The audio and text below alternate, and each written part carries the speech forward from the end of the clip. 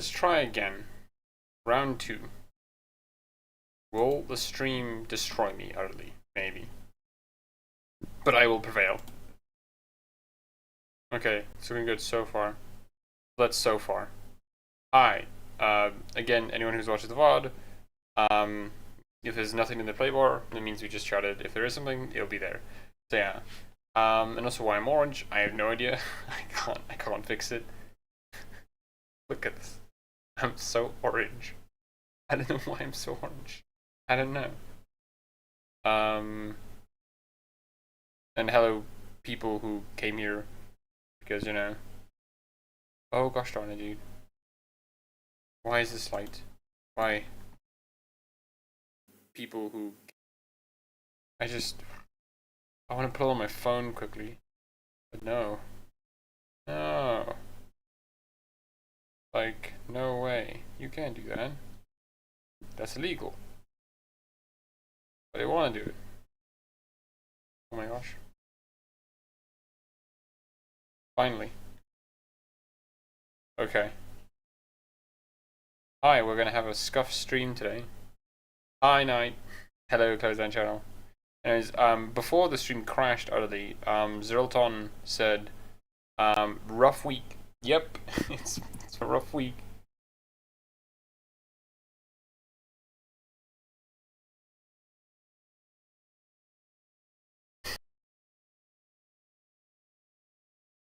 Please tell me alive. No. He's saying like, nah, time to die. Which is very suckish.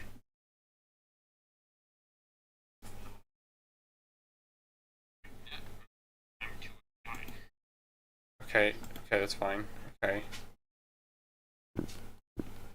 Okay, I'm back. Oh, please. Please.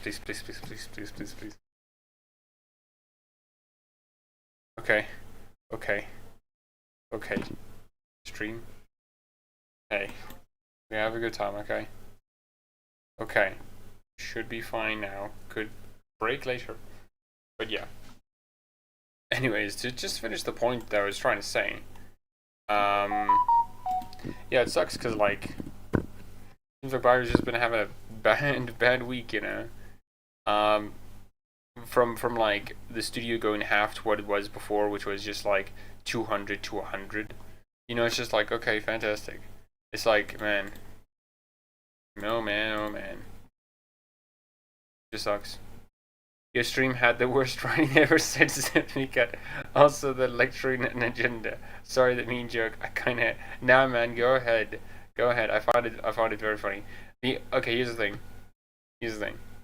You can do the jokes and stuff, like the mean spirit jokes. It just has to be funny, okay? If it's not funny, then it's different, okay? That's the high bar I said. You can be mean, but be funny, okay? Oh no, that's cool. Also, hello, Guri's fan. Hope you're doing well. Fun by end. Okay, well, and it's working now, but we're gonna have to see, okay? Anything could change in the next 5 seconds. 1, 2, 3, 4, 5. Okay, well, I mean, keep watching. Okay, cool. I'm glad that the stream's working now. Now I get your Zelton. It kinda sucks that, like, BioWare just, like, implode a bit, you know? And it just kinda sucks, you know? Because, like, they don't deserve it, you know? Tricks getting fired is so worrying. Yeah. I don't, yeah, especially the way that they... Okay, they didn't explicitly say it. No, it's a pleasure, Zelton. They didn't explicitly say it, you know?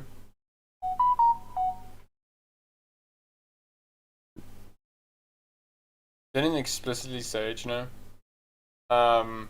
But from what I take of how the BioWare blog was written and how, like, the amount of firing was from the employees that were fired were people who were on Dragon Age, kind of indicates to me that, like, Dragon Age is off the table, you know?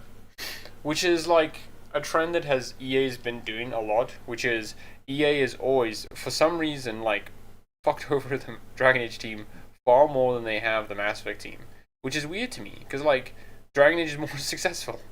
Like, Dragon Age Origins was more successful than Mass Effect, you know? Dragon Age Inquisition was more successful than Mass Effect, you know? Like, by a far margin. It was, BioWare's, like, most selling game ever, you know? And it's just like, Yeah. See, okay, so I'll say this, right? David Gator was right at the time he left. He doesn't know what's happening with Byron right now. The time he was fired was, I think, I think 2016, right? And in 2016, right, what was happening was, um, Byron was moving away from storytelling. Like, for example, he said it because David Gator wrote the initial, I think, not script, but writing document for Anthem, and then the Anthem team said like, "This is garbage. We're not making Dragon Age, dumbass." And then like David Guetta felt like, "Okay, sure, whatever. If this is the direction the studio is going to go into, I'm not going to really care for it, and just be gone, right?" Which is fair on David Guetta's part, right? I imagine he doesn't want to like stay in a studio that doesn't really appreciate his writing. Now I think it may be a bit different because Bioware pushed back, especially. Stop. Streams. Stream is not working. Sad. Oh my gosh.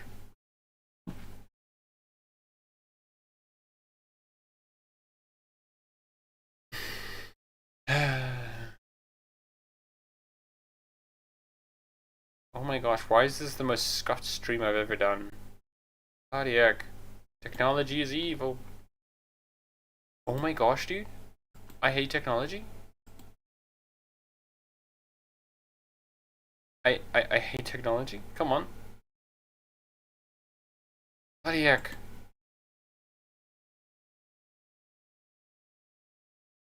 Stream, goddamn EA missing the stream, yeah, bloody heck. I hate EA. Yeah, I know. Yeah, I know viewers will experience buffering, okay? YouTube, sort it out. Okay. For now. Stream, goddamn EA missing the stream, yeah, bloody. Okay, for now. What was I saying? Oh yeah, so like, yeah, David Gator was like right at the time he left BioWare, because at the time he left, it was hey, you don't appreciate me for the writings, and you just kind of said like, yeah, EA fired Night stream team. Yeah, they did it. They just fired them all. No, it's not fired, laid off, moved them to other positions. Yes. And so, but anyways, back on topic. So David was right, but I think it changed because of the comments that John Epler and Corin Bush said, where they kind of realign themselves, which is good, but I'm not sure how true that is going forward. Right, a lot can happen between between now and Mass Effect 5's release date. Like yeah. Even there is a Dragon Age 5, Bioware now being a one-man studio means that it would be even longer to see it next game. Yeah. That's the kind of thing, and that's the kind of thing that does suck with a lot of game development that I think like Mokhtar is very right on, which is, you have to make games faster, right? No one improves, no one gets better unless you do the thing to do it, right?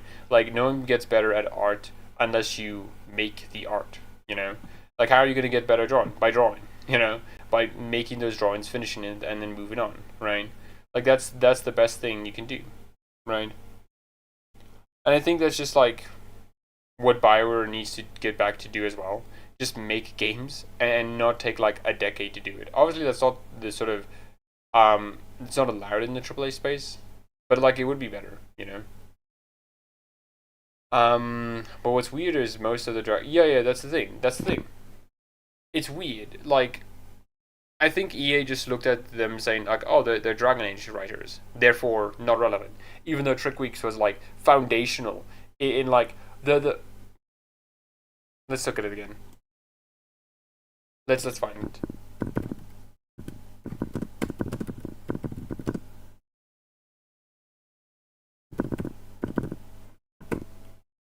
I'm just smiling just seeing the words themselves, man.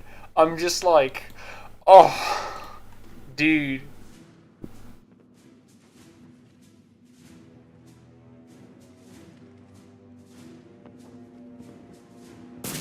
It's soft.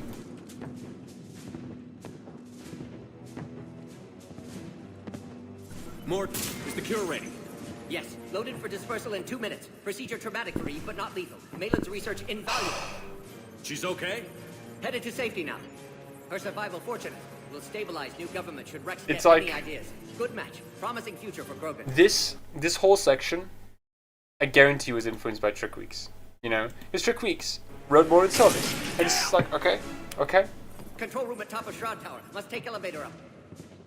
You're going up there? Yes, manual access required. Have to counteract STG sabotage. Ensure cure dispersed properly. Morton, this whole thing is coming apart. There's got to be another way. Remote bypass impossible. STG countermeasures in place. No time to adjust cure for temperature variance. No other option. Not coming back. Suggest you get clear. Explosion's likely to be problematic. Morton, no! No more, Shepard, please.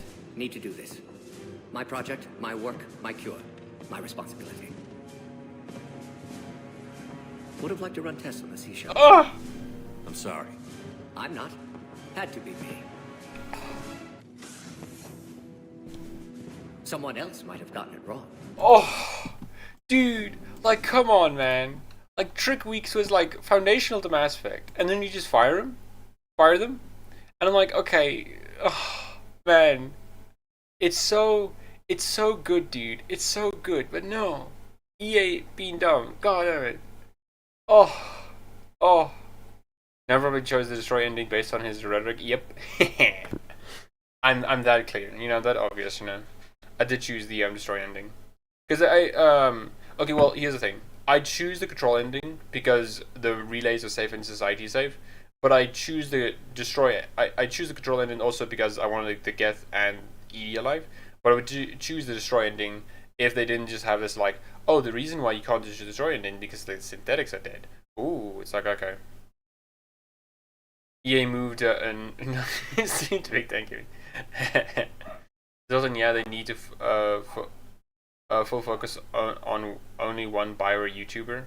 Hear me out. The scene where Shep shoots him is better than the normal scene. I mean, I won't say it's a bad scene. It's definitely a good scene in the sense that like you feel a lot more impactful because Morton Solis like trusts you as a friend, and then over time, you know, you just like betray his trust right there and then for another thing. It's like it's very emotional, you know.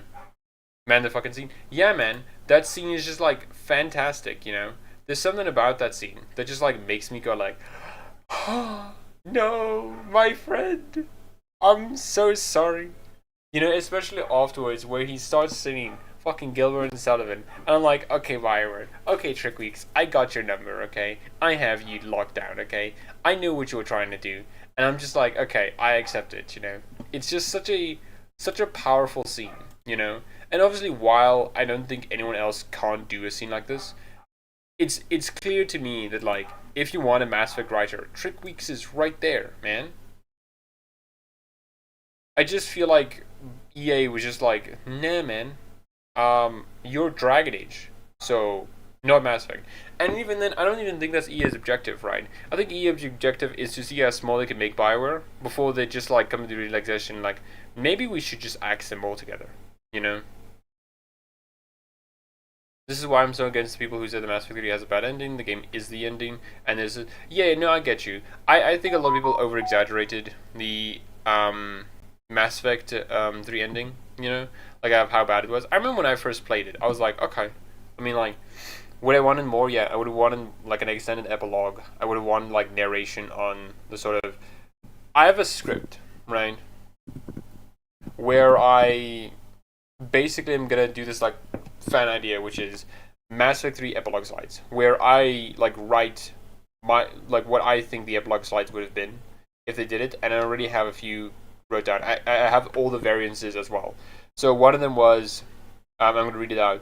If the genophage is cured, and this will be like you have if the genophage is cured, and then like if Rex and Eve, Rex is alive but Eve is dead, and the next one which is if like Rex and Eve are alive. So you would have the initial one which is they're cured, and then you would have the follow-up one which is who was alive, Rex, Eve, or Rev, or Rev and Eve, and that kind of stuff.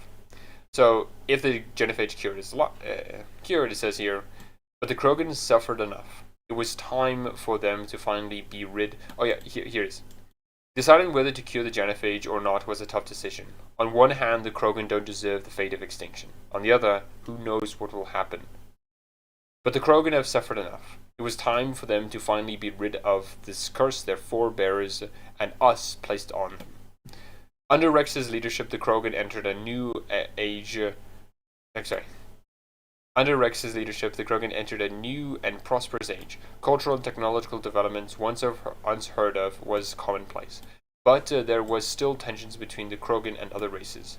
If Rex and Eve are alive, under Rex and Eve's leadership, the Krogan entered a golden age.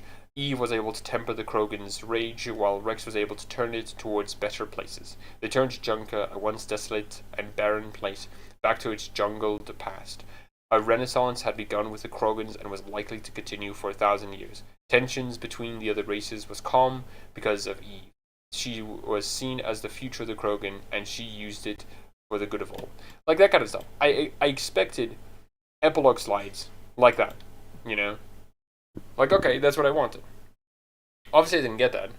But like, what we got wasn't that bad, you know? It just wasn't like... It was a missed opportunity more than it being bad, you know?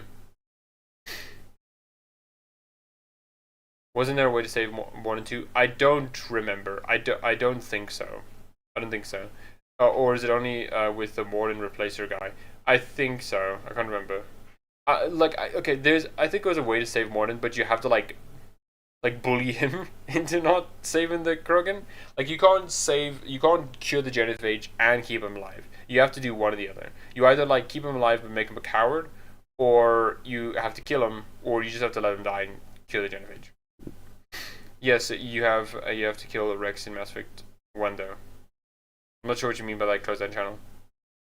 Man, this variability and reactivity in Mass Effect 3. Yeah, man, it's really good. I remember because I didn't know how to import.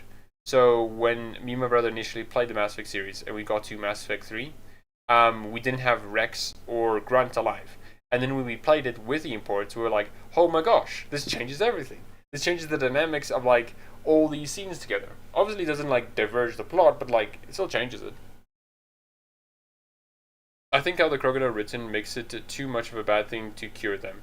Like the insane birth rate. I mean, yeah, right. Like for a world building choice, like saying like, oh, the reasons why the Krogan were so devastating against the Rachni and the rest of the races was because they just had so many guys, you know? I'm like, okay, cool, that makes some sense, right? But then when you're like, okay, and then we cripple them by lowering their birth rates. I'm like, okay, cool. Issue you have to figure out, Bioware, is how you going to make sure their birth rates are stable, but not like bring them back to normal. Obviously, they just brought them back to the normal, which is like, you know. So I think they didn't really foresee that kind of like issue. It's insane how much Mass Effect 3 and then Inquisition had the amount of consequences, even if some people... Yeah, right? Like, that's the thing I think a lot of people... Like, here's the thing. A lot of people, like me, want it to be like a plot divergent thing. But it's still okay, you know? Like, having it be more decorative is still good. You know, it changes the emotions of those scenes. Having Morgan and Kieran, like, interacting with each other, and then, like, Alistair, if he, you know, baned Morgan, see his son... It changes the scenes and the dynamics. It makes it feel so much more, like, I wouldn't say reactive, but it makes it feel different than if you didn't have that, you know? You have to kill Rex in Mass Effect 1, and then Rex's replacement is shown to be worse and shows Morden was right for making it, and shows Morden that he... Oh! Yeah, okay, is that how you save him? Okay, then I've never done that, you know? I was never able to do that. Yeah. That does make sense. Okay, that's interesting. That's interesting. Okay, I wonder how Eve will talk about that, because Reeve is a bit of a dumbass, so he doesn't really understand that. Like, me constantly fucking them is not getting them pregnant. I wonder why that is. You know? Oh, you have to destroy the data too. Oh, okay. Never mind. Never mind. There's a no. I believe you. I believe you. I have a vague memory of watching it, but I wasn't sure if that memory was like, oh, that was like a mod or something. Because like a lot of the stuff I see on Mass Effect is like, oh, here's a mod of like a better ending. I'm like, okay, sure. Which is also one thing I think is very dumb with a lot of the like good ending mods, which is like, I'm sorry, like when I ask for a good ending for Mass Effect, I don't think I don't think Shepard being alive is like that bad. Okay, my good ending is like having an epilogue slide. You know, that's what I want. I want like the epilogue slide just to explain to me like, yeah, man, and this is like what happened to the Rachni afterwards. You know. To me, I always read like the biggest wrong. Probably wasn't the birthright, but the nature and under the wisdom of Rex, they have a chance to remake themselves. Yeah, I mean, I agree with that as well. I do think there is like some issues you'll have to contend with in the future. But the way that the Krogans are long lived probably is not going to do that. But yeah, but I agree with you, Zoltan. I always think it was the the people leading the Krogans that was the problem, not really the Krogans' inherent nature. Yeah, mastering himself inside and finding a way, Shepard not dying and having a happy ending doesn't fit with the rest of the game to me. I mean, yeah, at least melancholic in the end that like we don't know if Shepard's gonna be alive or not, right? Like them being under the rubble and breathing, like okay, yeah, they're alive, but like you can hello approver, hope you're doing well. Them being alive is like to me okay. And I'm like okay, that's fine. But yeah. Gosh darn it, it does suck that like Bioware just like devastated. I mean EA devastated Bioware. You know, because like I don't know, man. It sucks that these guys who deserve so much better than what they got, just like oh yeah, they just got fired, laid off, and I hope they find somewhere, right? I truly do hope they find like some other jobs. Where is it?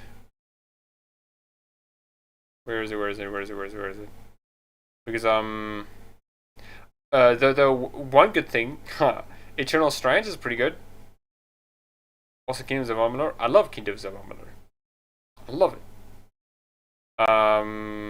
Where is it? Oh gosh, Ryan. Yeah, it was like, yeah, 20 years at Bioware. Like, man, dude, 20 years at Bioware. Man. Then also, their wife also got, fired as well. 19 years. Another one, editor and writer, of 26 years. This man was in, holy shit. Like, Bioware's been around for 30 fucking years. He was like, oh my gosh. Like 4 years after Bioware's founding. He was there during like Mass Effect and Dragon Age. It's like, man, another one, 14 years. It just sucks, man. It really does suck. And I hope the best for them, you know. And also, maybe this isn't good of me. I keep looking at Corin's Bush, like Blue Sky page, and I'm constantly like, grrr, grrr. Why don't you say where you're working at now? Please tell me. I want to know. It's really important to me. Grrr. You know?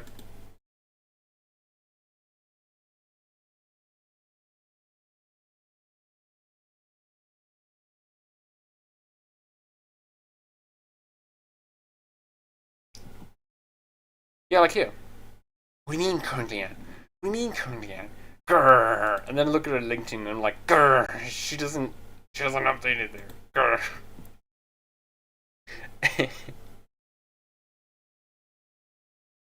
But yeah. Anyways, I am open to suggestions. If you have any ideas on what to like do, lay down below. Super stick style.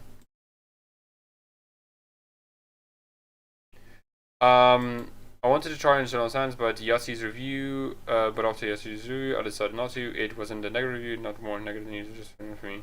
Anyway, I don't know. Like, okay, so I think, how to say?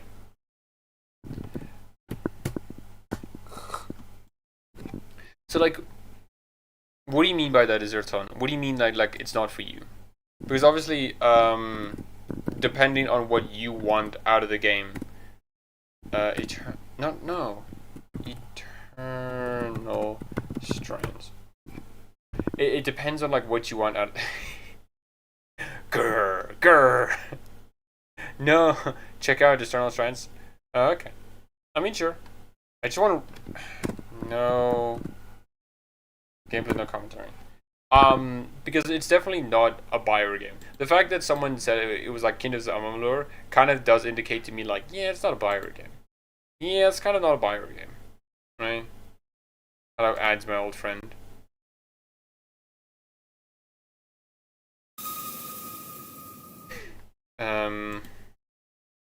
Corin Bush, the producer, upcoming Larian trilogy of 7 games. Let's go! Oh, I watched that video by Noah, and it was pretty good, though the parts I disagreed with him, and some like Dagna not being in position, and no, she is nonetheless. Yeah, right. It is very clear that okay. So Noah said in the video that he played Origins 6 times, and then he's only played like the other games like fewer times. So he clearly didn't like do it with that many variations. He obviously looked up some of it, but I think he could have looked up a bit more. The only other thing I disliked about him was 2 things. One, he kept calling Neve, which I'm like, what? I'm sorry, huh? Neve. Okay, sure. The other one I had an issue with was what was it? It was this sort of idea. Oh gosh, now I forgot. I can't remember. I can't remember at all. Gosh, I really can't remember now. I'll think about it now. But no, yeah, it was still a good video though. Like the fact that he made this 6-hour video and basically said like, yeah, so like each of the Bioware games have an issue, and I wish a lot more of them were similar to Dragon Age Origins, but they're still good games in their own right, you know. Dragon Age 2 has like, and he literally says the best character writing, and I'm like, okay, cool. Like my man, that's like really good shit. But yeah, he also did make a good point on how Veilguard wasn't as political, and it felt like for example, like Nev's Minrath, like Nev involving Minrath. Let me start again. With Nev interacting with the Minrathos, because it made it feel like it wasn't really Minrathos as was described by prior lore, but rather was like, yeah, he was a good faith review. Like, no, I do disagree on something from No Culture Debate. One of the things I do disagree with him on is, and this is the one I wanted to talk about. Yeah, he gets Bioware extremely well. You know, he gets Bioware extremely well. He obviously has something where I differ from, which is I don't value uniqueness on its own. I value execution a lot more. So I like the Morn Watch because I think it's just such a cool idea that Dragon Age came up with, in the sense that like, hey, we wanted to do necromancers and these kind of necromancers, and then yeah, it soothes the pain a lot, you know. See ya, Bruva. I hope you do well. I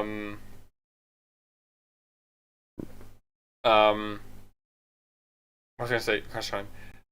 Yeah, and I liked the Morn Watch because it executed its idea very well. He likes it because it's unique and original, you know, which is fine, right? That's not bad, right? Though there is somewhere where I do disagree with him a lot. In his like Rage video, he talked about like, oh, he doesn't like it as it's a competent game, the first Rage game, but the issue with it is that it's just a bland game, which I'm like, okay, I don't care. I'd rather have a good game than like, I prioritize something being good over something being unique.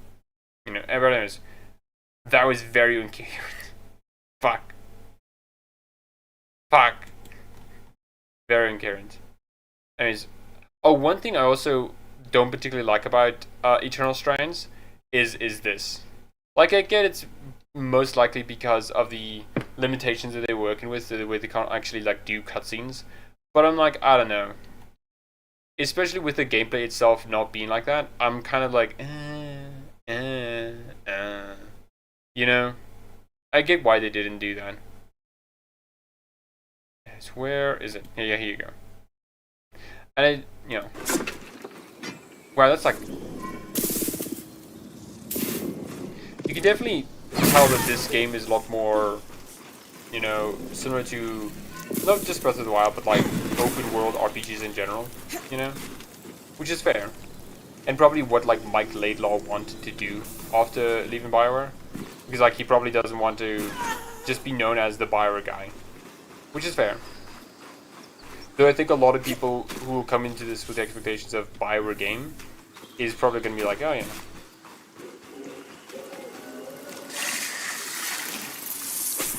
Though I do agree, Zelton, that I most likely will not like play this myself. It's just not my kind of game.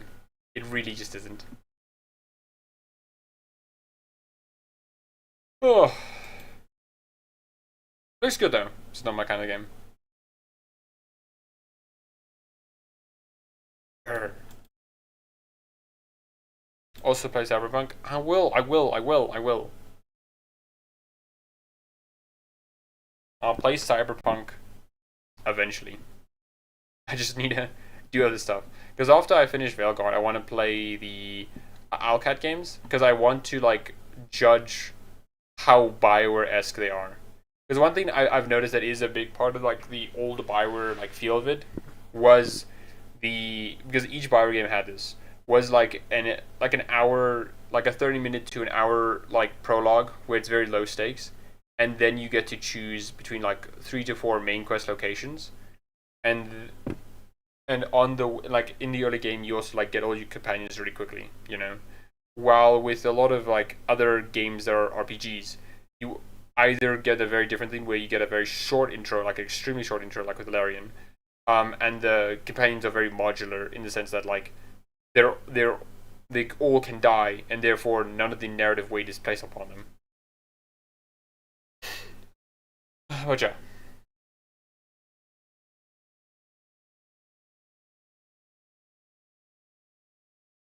Are you a god? Man. Anyways, what am I doing?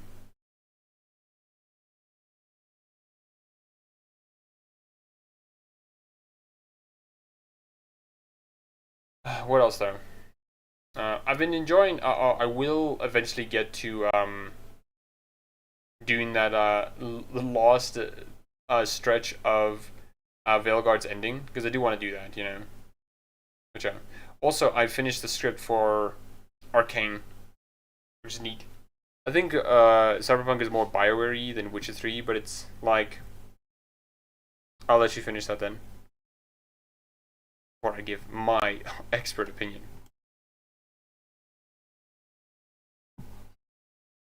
Imagine a less reactive Master 3, but that's also only the first game with no prior choices. Okay, okay, I can understand that. Yeah, I also think that like it's a bit more Bioware in the sense that it has like those 3 initial choices, which is interesting. Though I do dislike the open world aspect and the sort of framing of the main quest, which is, hey man, you have a bomb inside your head. You gotta go deal with that now. And then it's just like, what do you mean? I have like side quests to do. I have like a full map to explore. What is it? Wake the fuck up, samurai. Don't give a shit about your head going to blow up, okay? Only care about the map. Only care about the map. You're gonna have to do that. I'm like, okay. Okay, Johnny Silverhand, if you say so. You say so. Wait, no.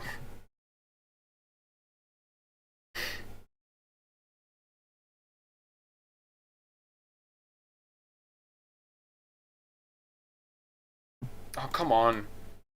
Come on, prove my point. Gosh darn it. Anyways. My point still stands. Oh, there it is. Yeah, there you go. That's a lot of icons. Which I don't mind. But, like, I do think it undermines some of the, like, urgency of the game. Honestly, the 3 backgrounds Veilguard Prologue. Honestly, the 3 backgrounds Veilguard Prologue long. Scratch that it's shorter. Really, it's that short, huh? That is another thing that is weird. I remember that they made such a big deal on that one. Like, yeah, we have 3 backgrounds and they're long. And a lot of people are like, man, this feels like Dragon Age Origins-esque. You know, I'm like, okay, sure. The game comes out. It's not that long. And all the stuff that could have been like a prologue was just skipped. I'm like, okay, sure. Man, your head doesn't blow up, but you just slowly lose consciousness to an AI. No biggie. Yeah, no biggie. You're just your entire body is going to be replaced and controlled by a frat boy rocker man. Like, yeah, no biggie. Don't consider so. It's 20 minutes per one, and then the game is unified. Ah, okay.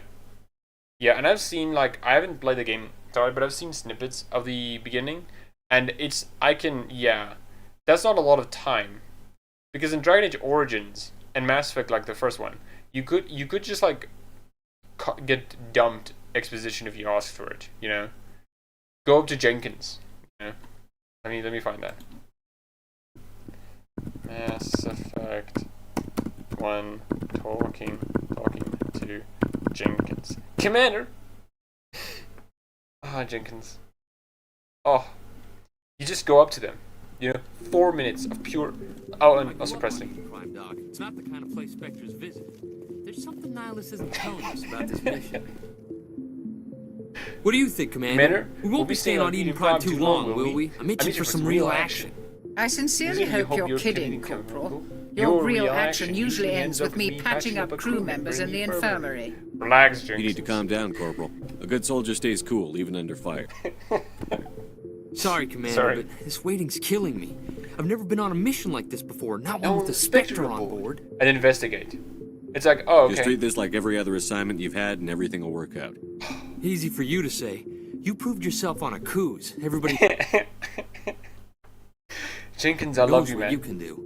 This is my big chance. I need to show the brass what I can do. You're young, Corporal. You have a long, Long career career ahead ahead of of you. you. Don't do something stupid to mess it up. Cuts to the party dies. Don't worry, sir. I'm not gonna screw. It's like, oh my gosh, dude. This is some juicy details, okay? Like, talking about Spectres, Nihilus himself, Eden Prime, and getting information about all these characters. That's some good shit. 20 minutes is not enough for that, okay? Mass Effect's, like, intro isn't that long. You know, I wouldn't say it's, like, super long. But it's long enough to, like, get its point across. And from what I know of the Cyberpunk one, it's just like, oh yeah, it's just a quick, like, action set piece, you know, which is fine. Sure. But despite all the game, the game right now is good to great, I still think a lot of drugs are honestly just useless. It should have been linear, but I mean, yeah, I agree with a lot of the game. No, I get you. I think I agree with a lot of the game as well. I felt like the same thing with The Witcher, where I felt like a lot of the dialogue was just like tangential. Hello, Combi Fighter. Hope you're doing well. Where I felt like a lot of the dialogue in The Witcher 3 was just kind of like Geralt basically saying like, where that's like that's the difference, you know. But that's kind of the hole that CD Projekt Red drew themselves in when they decided to make a protagonist that's set. Man, I love Jenkins' arc. He's such a badass in Vilgard. Same, man. I was so surprised that Jenkins was just like that cool. Remember the ending part, you know? Like, that was a cool part, you know? And the middle? That middle part.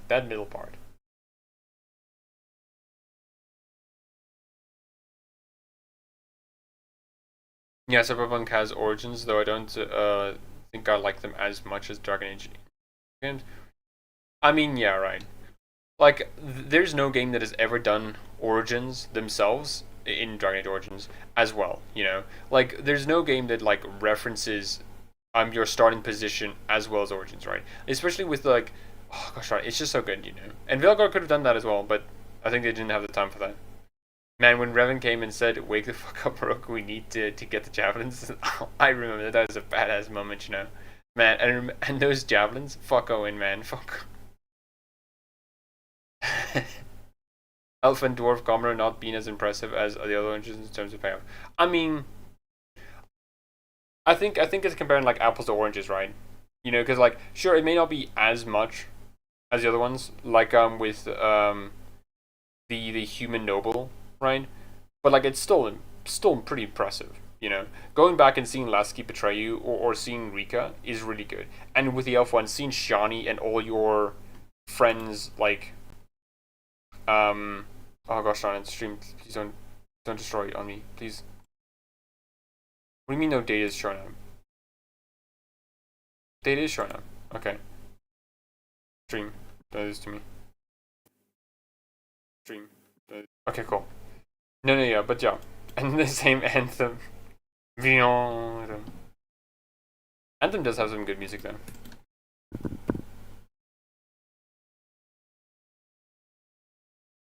Also, some people from BioWare are working on Ghost of Yotei, which is cool. I'm happy for them, you know? I hope they do well. I still have to, I have to play Ghost of Tsushima and then that one.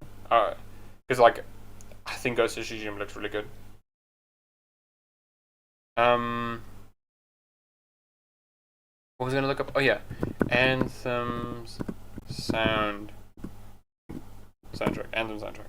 Like Anthem, like has a good soundtrack, you know. Hello ads.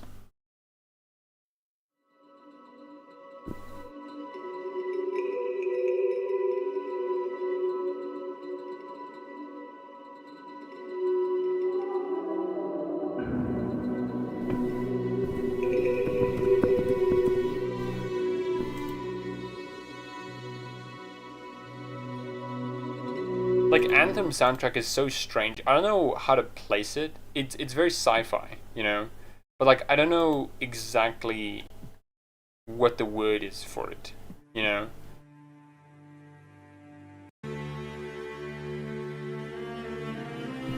Oh, so good.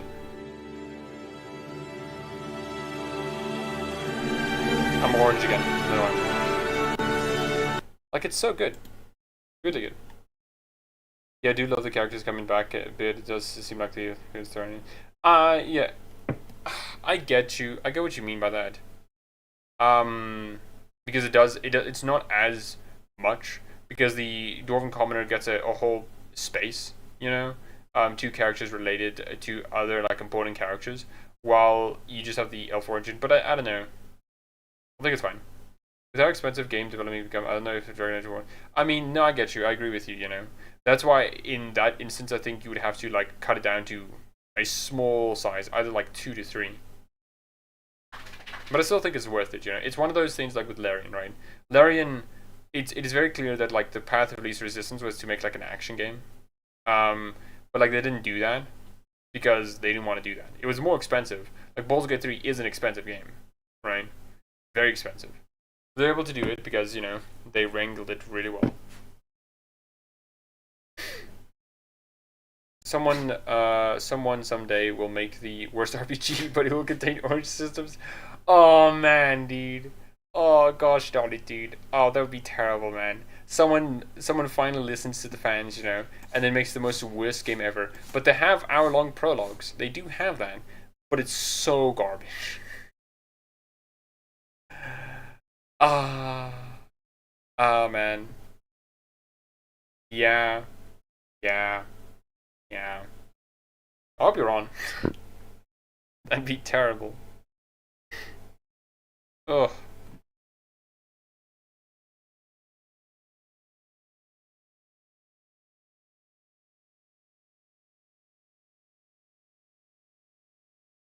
Screw this up. You're from Eden Prime, aren't you, Jenkins? This is very Mass Effect 1, where a lot of ways are like, okay, so we need the player to... like, this is the first time Shepard and Jenkins are interacting, you know, even though they've been together for a while. You know, it's just like, hey, remind me again, you're from Eden Prime, right? What's it like? What's it like? It's very peaceful, Commander. So, Commander, as you know, as we've talked about multiple times before, it's very peaceful. With development, so you don't have any city noise or pollution. My parents lived on the outskirts of the colony. At night, I used to climb this big hill and stare across the fields back at the lights from the main settlement. It was gorgeous. But when I got older... But I gotta say, I love this so much, man. I love this so much, you know. Oh. I long for the days when this was like an RPG staple, man. I long for it.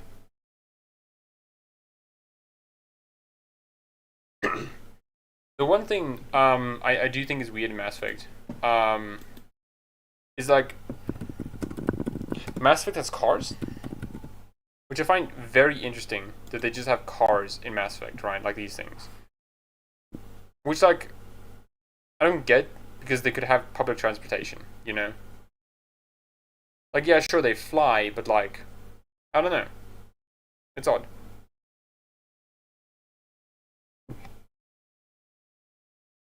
Oh gosh darn it. Okay. My stream is not crashing. The audio stream current bitrate is okay.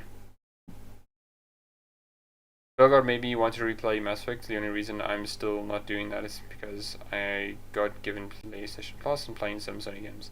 No, that's fair. What Sony games are you playing? Just like in real life, nobody wants to use that public transportation. Yeah. But that's the thing, right? Like, people will use public transportation if it's available, you know? Like, they used to do that, right? Like, before cars existed, you had trains. You had, like, buses and trams. Like, they existed. It's only with the car that, like, people are now, like, not doing it, right? They have taxis. They do have taxis. Though, a train would be better.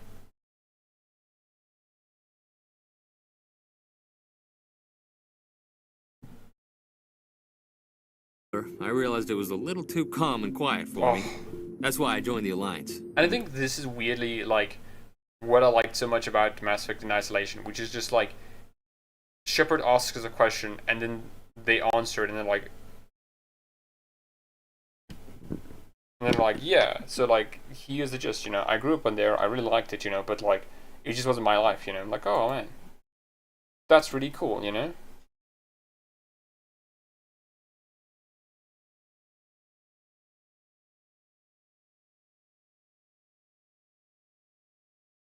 Oh, no. Also, I don't know why I'm so orange. Why am I so orange?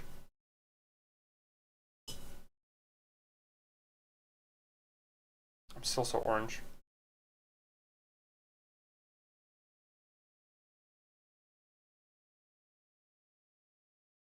I have no idea why I'm so orange. I guess I'm orange. I was trying a bunch of like Heavy Rain, Gravity Rush, and God of War. I think I'm going to focus on God of War. I think so. Heavy Rain's fine, from what I know. Gravity Rush, same. Though God of War is probably the one you would want to just play through just to, like, oh, I played it.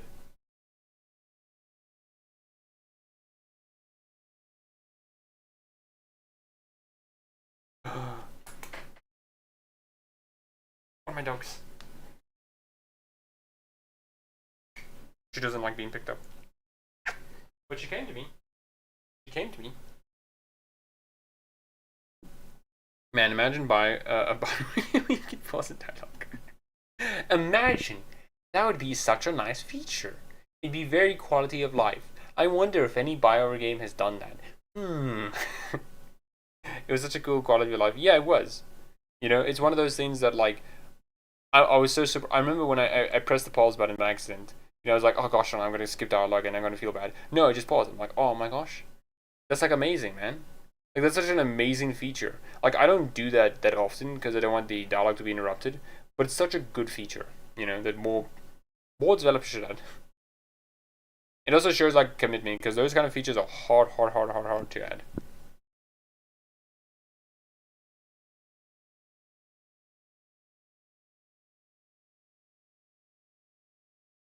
Doggo. Anyways, I have no idea. I'm rambling so much. No real idea what to cover or do. Nice. Nice. Nice. Anyways.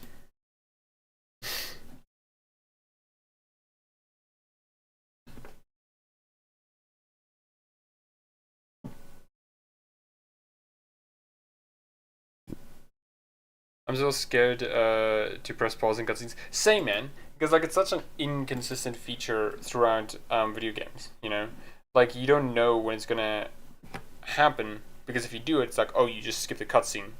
But if you don't do it, you don't know. So like if you're in an urgent rush and like I need a pause, but I can't because I don't know, and I'm gonna look it up because why would I? You know.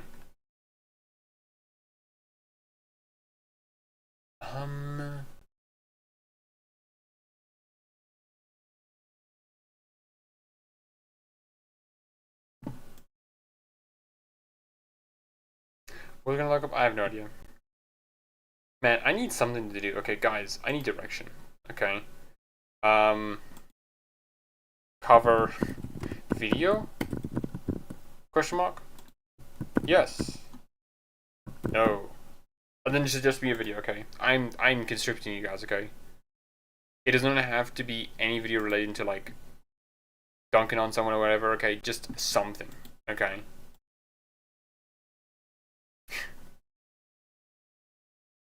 I don't remember.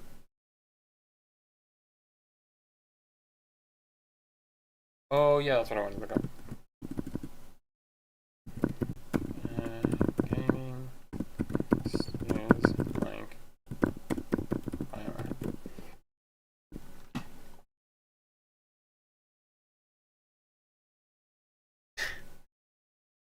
Is this a? Oh man, I googled like gaming studios like Bioware, and then I get Obsidian, Larian, Bethesda. These words are red, and even some aspects of Bungie. I'm like, okay,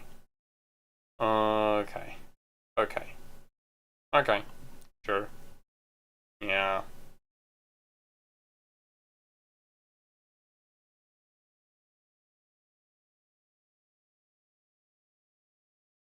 Let's scheme to close down EA.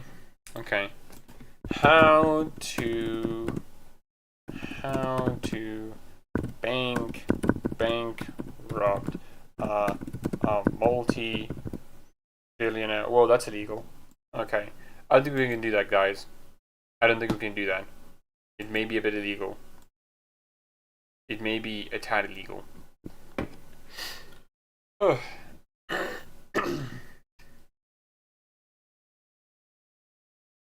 In GTA, okay, in GTA, then it's completely illegal. In GTA, it's completely legal. In GTA, it's a completely different story.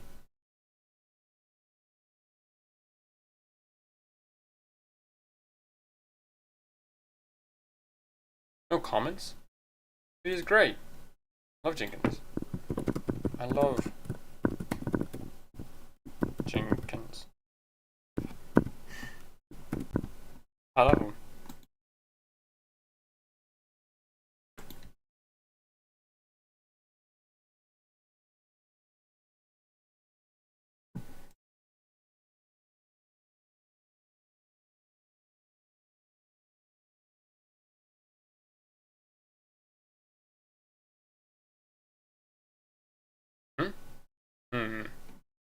Interesting. Fascinating.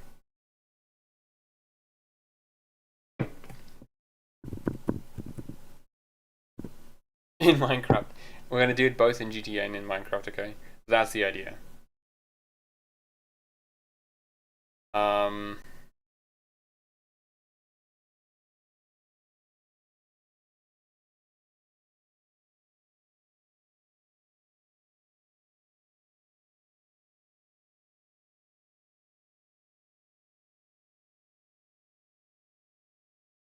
Weird.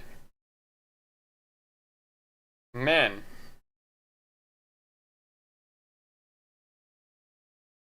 Well, I guess, hold on. I can do something. I can do something. While we wait. Because I've been recording footage for Veilguard, for that big video I was doing. And man, this could be a long one. Oh gosh, it's gonna be long. I'll hate the editing. Where is it?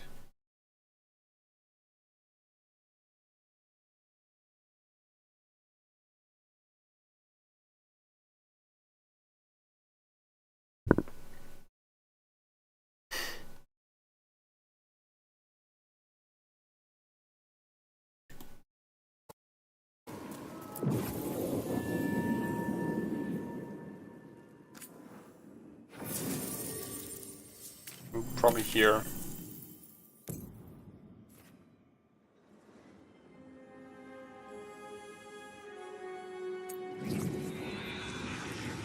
Just while we wait, I'm just gonna like look at Wardens Evka and Antoine answered our letter. They're willing to talk. Evka, Antoine. Oh, désolé. I didn't say it was a good plan. Just to watch something.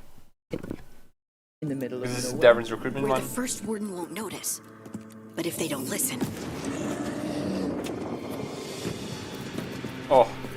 What the only okay, hold on. I just want to say, well, the only issue I have with like the armor is that some of the elven armor, right?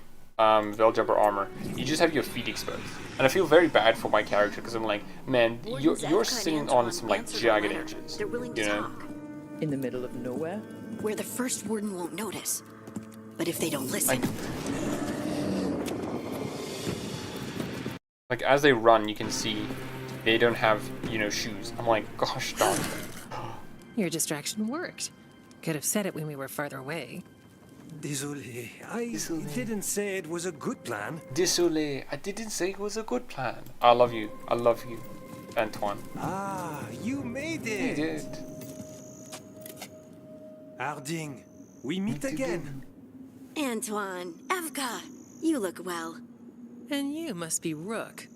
Heard some colorful things about you. This is the point of the game where, when I initially played it, you know, I was like, man, this is some quality stuff, okay? We're shaping up, okay? The game's forming up, you know?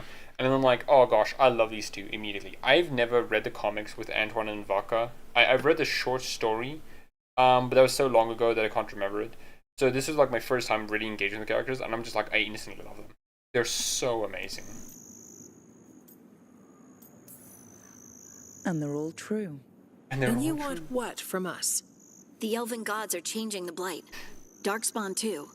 There was a village, Demetta's Crossing. They overran it with the blight in a snap. We saw the aftermath. Whatever they're planning, it's bad. And if it involves the Blight, we need Warden help. A change. Manipulation. I love Antoine's hair. I'm like, my man, how do you maintain this hair? Oh. That could explain. But Also, one thing I love about this scene is that, like, it feels very different. It feels very different when you play as a warden. The conversation that you have, the sort of familiarity with it, you know. And it feels so different not playing as a warden because I'm like, man, I'm not their friends. Gosh darn it. Restful Harding, Harding my beloved, I just got spawned in. Hello, mentally unstable. Hope you're doing well. Actually, Veil Jumper armor being bare feet is consistent with Meryl. Yeah. I just like it with Meryl as well. I'm not a feet guy. What shape? What's shaping? Why are you looking at... Also, how different is Harding from Liara despite having the same voice actor? Yeah, I will say that. That is one thing that always surprised me. Every time someone mentioned it, which is like, did you know in Inquisition, Harding is voiced by Liara's voice actor? I'm like, really? And I listen to it, I'm like, oh gosh darn it, they're very different. And then I still get surprised. You know? The voice actor is really good. Yeah, clothes in general, they have the same voice actor. I don't know if we can go get them. Go get them? Dragon Age Harding's voice actor. Yeah, Ali Hills. Yeah, Ali Hillis is the voice actor for Harding. And Liara. You can see if the game rolls. Xenosaga, obviously. Dead or Alive Paradise. Final Fantasy. Wow, she was the main character in Light. Huh, that's funny. Gears of War Judgment. Yeah. Dragon Age. And where's Mass Effect? Mass Effect. Yeah, as Liara Sassoni. It's interesting, eh? Kid Icarus as Platunia? Huh. Amazing Spider-Man. As Black Cat. Okay. Oh my gosh, voice actors will really just like be in anything, huh?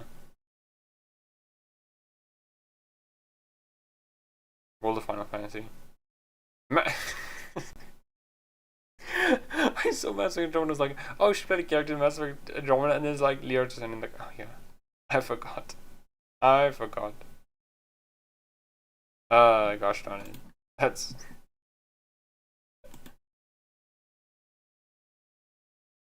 Gosh darn it, man.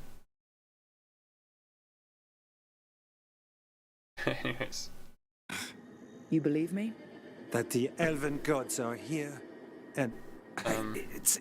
Honestly, I always felt like voice work was integral to BioWare's games as writing. Yeah, no, I think that as well. You know, like BioWare Bio's games have always been good with great voice actors, you know, because the writing is compelled more with the voice actors. Now, this is true for like anything. You can have a voice actor make a bad script sound great, but the fact that Bio has good scripts and have great voice actors, it just makes it better.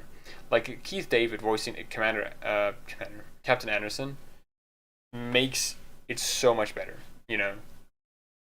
Makes it so much better. Also, let me end the poll. Let me end it. How did you not remember she was in Master? I remember. I just forgot about it.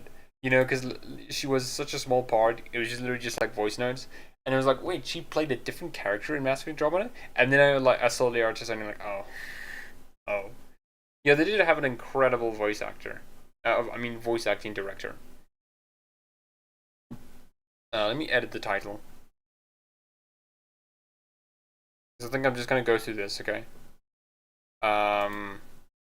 The Davrin's recruitment mission, and just comment over it. Going over Davrin's recruitment mission. It's pretty good. Also, trying.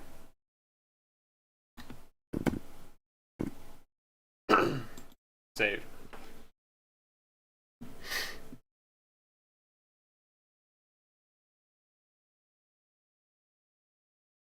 Yeah, the poll has ended with 3 votes. It's a lot to accept, but we've been looking into oddities I love you so much, man. Ourselves. Look at him. I don't know why I'm so enthralled by Antoine. Okay, maybe it's just because like he has such a physical physique, and I'm just like, man, Antoine, you scored Ivanka, my guy. Also, like the little lip thing over there. Altered. Okay. I can feel it. Or maybe I just have a weird thing for French accents. And your story. A lot lines up. Whatever you've heard from the First Warden, we're trying to help. Yeah, we're getting that. If the First Warden believes that village was an aberration, or that it did not happen as you say... Okay, guys, humor me. Okay, I'm humoring you, Zoltan. We're not exactly the First Warden's favorites. Your word and our theories won't win the whole order. So what do we do? If the Darkspawn are changing... Is Lavendel supposed to be covered in snow?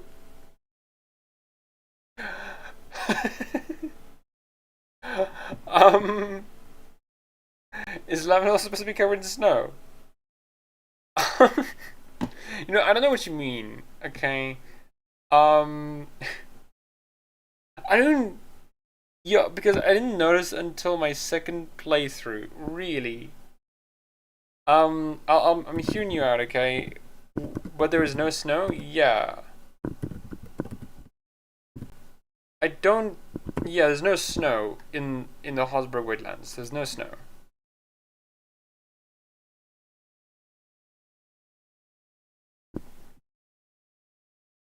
Like, I think like here, Ryan.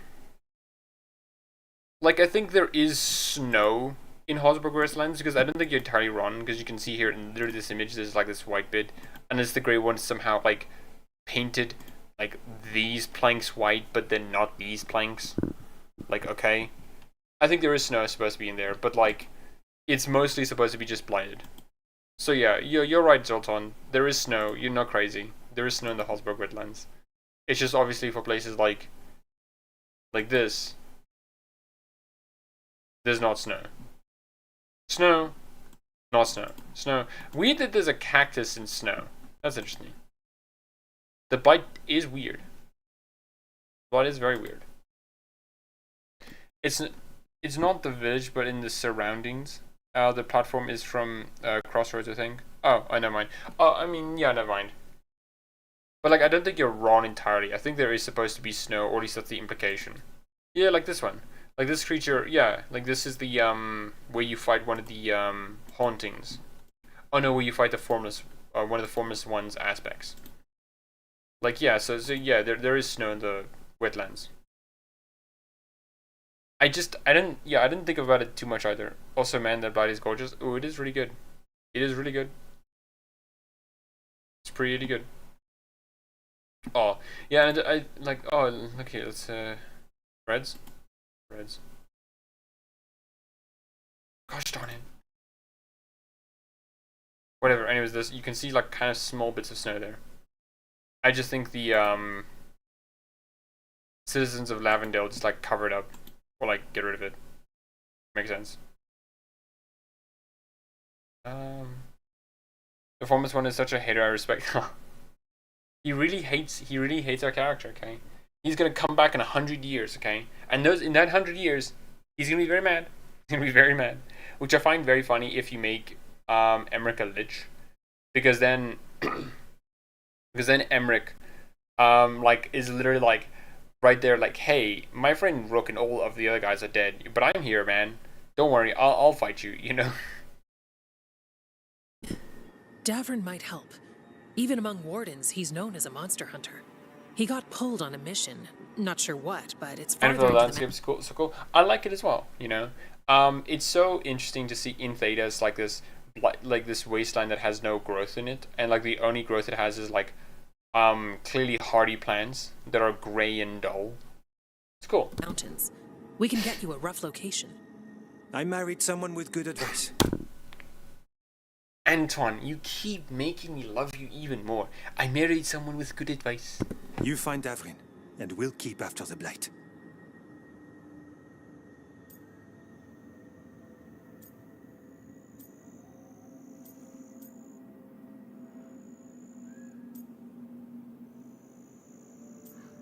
Yeah, you could tell I was like choosing which Thank dialogue. you.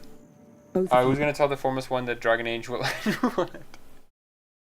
He is maxed out to charisma, typical rogue. Yeah.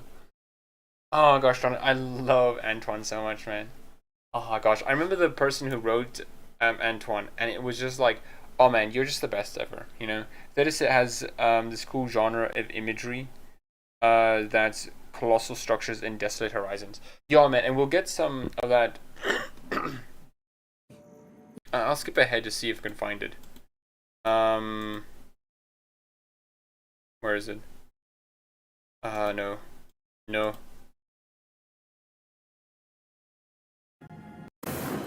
That's impressive. That's impressive. I agree, Harding. Where is it? Oh gosh, I know it's somewhere.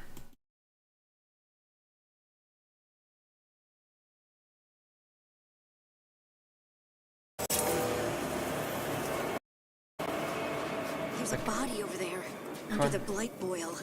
We better take a Yeah, like in the distance there, right?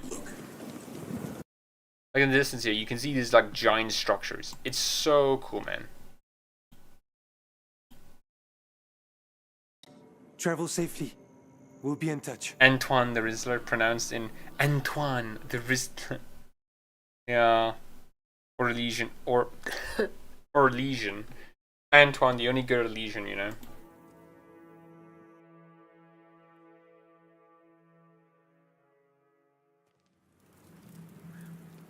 Yeah, and gosh, I love the gory warned aesthetics they made for this game.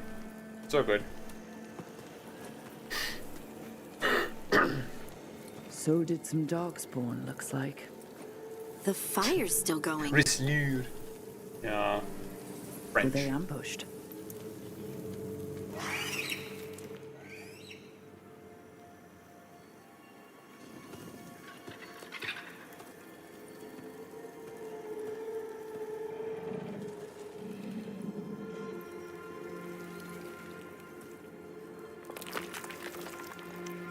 And I like just how they make it like, and then there you go.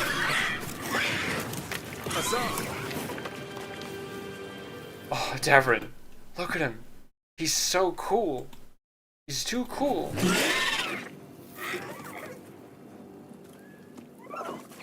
easy boy. Are kind of creepy in Vilgard. I get what you mean. Like the Cauldron, man, it was such. I love that as well. The Cauldron was a really great moment because it did show like, yeah, the Wardens are a very secretive organization even to themselves. You know, you can see it by like literally this cauldron filled with the bones of the archdemons and of griffins. You know, uncovering secrets that shouldn't be shown. It is so good. I also love in one of the quest lines for Veilguard, with Antoine and Ivanka, where they find out that the Blight is changing, and I love the implications of that, because like it makes sense, right? The Blight isn't supposed to be this like thing the Elven gods control. It's supposed to be its own force, you know, not controlled by anyone. People can try to control it, but it's not controllable inherently. Like the Call Journal gave something like a SCP/Bureau. Oh yeah. Where like you could imagine Grey Warrens writing documents of test 159 on Herlock specimen. Attempted to combine the Archdemon bones onto it to see if it could regenerate the Archdemon. Test failed. It's like stuff like that, you know. In Dragon Age 2, there's they're kind of just passing by. Yeah, I mean, which makes sense for Dragon Age 2. Like, here's the thing. The Grey Warrens are irrelevant when a Blight isn't happening. Like, what are they supposed to do? Grey Warrens aren't meant to get into politics as much as our character does. They're not supposed to, you know. And if they do, it's for the purpose of the Blight, you know. Like, the only other time the Grey Warrens in history have done that is with the Anderfels and with Dryden, Sophia Dryden. Dragon Age 2, the Grey Warrens are sort of like tranquil. That was pretty interesting to me. I'm not sure what you mean by that. Close down channel.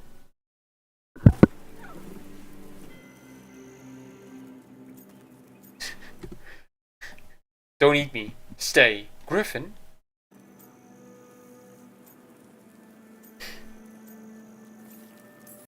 And good thing the test to combine the Archdemon failed, man. What in the make? Yeah, hey.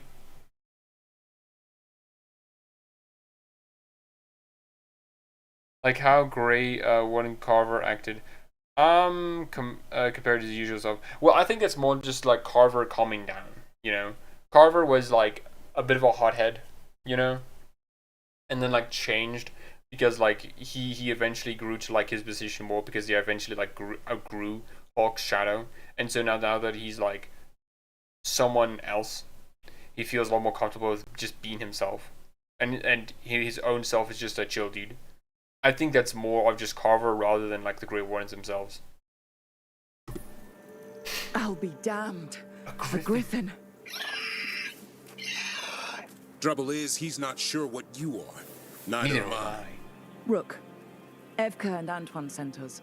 We're looking for Davrin. You found him. Mind telling me what you smell like Darkspawn? Griffins hunt Darkspawn. Yeah? Have you seen how detailed are the other Griffins? They have such unique... I have. And I think that's really cool that they spent the time just making them all feel very unique. I think that's really good.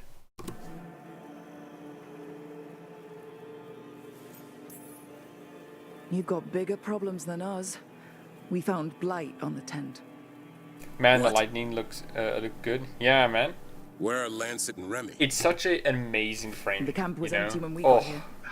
Especially because, like, since they obviously go into a night sort of setting later on, it's good that they made it look so dim. So then when it gets later, it's like you were really progressing through the day. And then it makes going to save Minrathos or Treviso a lot more potent because then it's actually night again. Hassan, to the trees. It's almost like these are good developers who know things. Try to keep up. Yeah, Davrin. And by keep up, you mean you'll follow me. He's got a scent. Follow the squawks. I thought griffins were extinct. We want the world to think it's so that. gorgeous. It's why. And how well it runs. Yeah, I was so surprised by that, you know. Like, I don't know, man. It's such a terrible thing that not more people are talking about how good it runs, you know. Especially in contrast to many AAA games. Like, I guarantee you, if Veilguard was half as buggy as Cyberpunk 2077 on launch, people would be screaming their heads out. They would be screaming their heads out, you know. But no, it is so stable. And the bug lists for each of their for the game was just like so short. The patches were just like a couple of lines of like, yeah, we fixed like a minor issue here and there. We're training in the middle of nowhere. Hassan, don't get too far ahead. That kinda sounded like a no. Yeah, the facial animations in the game too seems to unmatched in RPG sphere. Yeah. The only issue that there is that so okay, Baldur's Gate 3 has some really good facial animations, but the reason it's good is because they have like 5 faces for each race, you know, and so it limits the scope of what a good face looks like, and so it means that it's a lot easier to make the faces look better. Dragon Age doesn't have that problem, but it still that makes it really good, look good, which I think is really good. He even listens, has a mind of his own.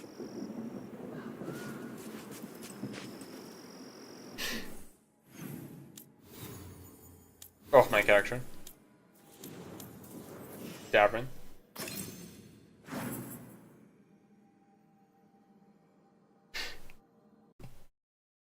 People are screaming anyway. I see here and there. Anyways, weird buggy mess because you know all the trouble. Yeah, I never get that. Like, I don't know how people can like say that and get away with it. Because like, if you play the game itself, it's literally not that buggy. You know, it's surprisingly very stable. You know, like stable in the sense of like I haven't played a stable game, like a AAA game this stable. You know, or heard of a game this stable. Man, stable. Oh, Davrin.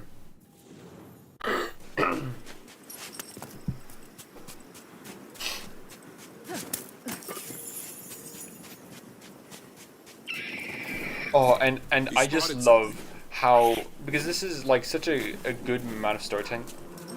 Go back. Such good storytelling, visual storytelling, which is like you having so many structures just off in the distance and these like griffin resting posts, you know.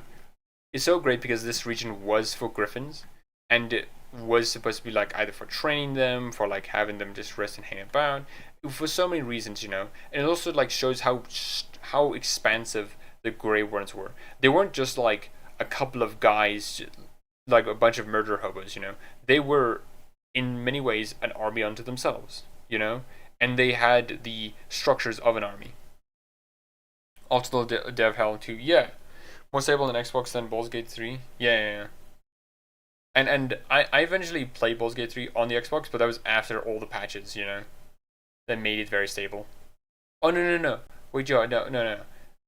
Baldur's Gate 3 came on Xbox with all the patches. Yeah. Not all of them, but like a lot of them. But even still, then, you know, it's not great. And it's so interesting to me because like when Baldur's Gate 3 got very buggy, a lot of people like Larian finger wanking. It's like they weren't as vitriolic as they were with other studios, you know. And I think it's a weird thing of like they just perceive the other studios as bad guys, which is very weird to me. He spotted something.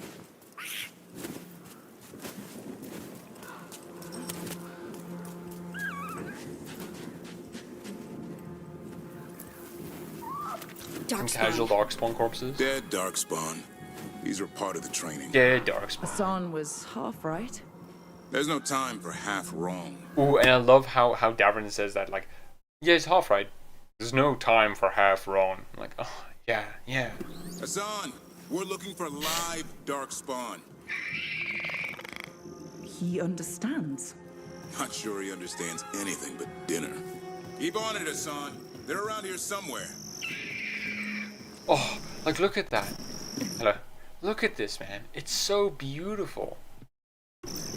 And this is like, especially the way this is designed, this isn't designed for like walking, right? I mean, yeah, you can probably see some pathways, but this is designed for you riding your griffin mount from place to place to place. It's so good.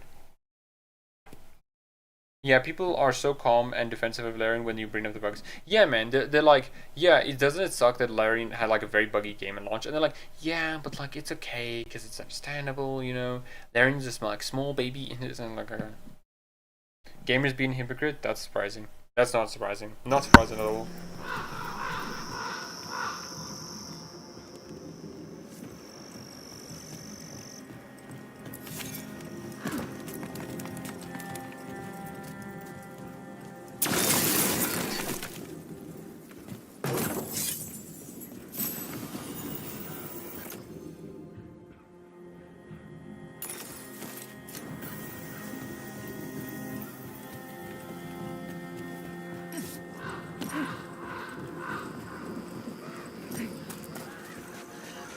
Yeah, that's a cool mage ability. Oh, thank you. Right. Oh, yo, that's a cool mage ability. Oh, you're talking about Davrin's thing. Hold on. Let me go back. Right.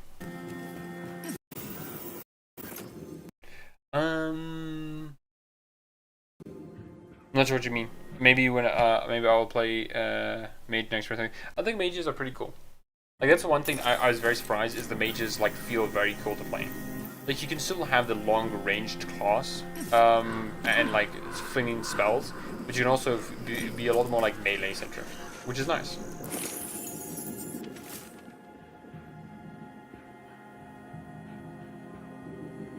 Oh yeah, and this is I think is very interesting. Like little note, where it's like we don't have a lot of knowledge about the griffins, so we'll have to treat the griffins like falcons. You know, which I think is like, that's interesting. You know, like okay.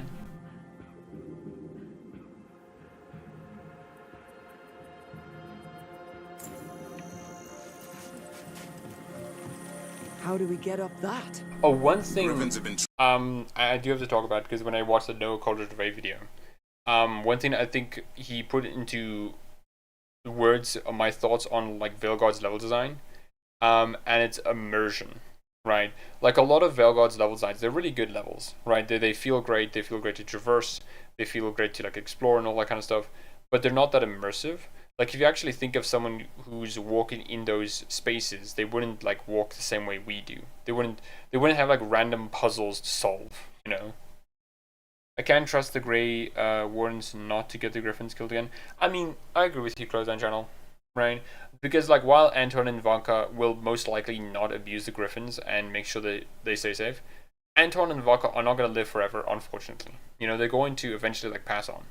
And when they do, the person who's going to who's going to be the first warden, you know, next, we don't know if they're going to be good. Maybe they're going to be good, but then what about after them, and so on and so forth.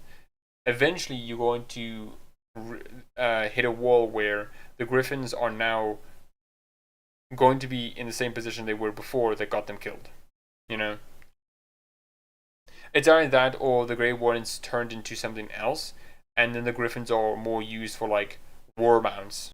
For wars instead of like fighting Darkspawn. So I can understand that idea of the Griffins not being used.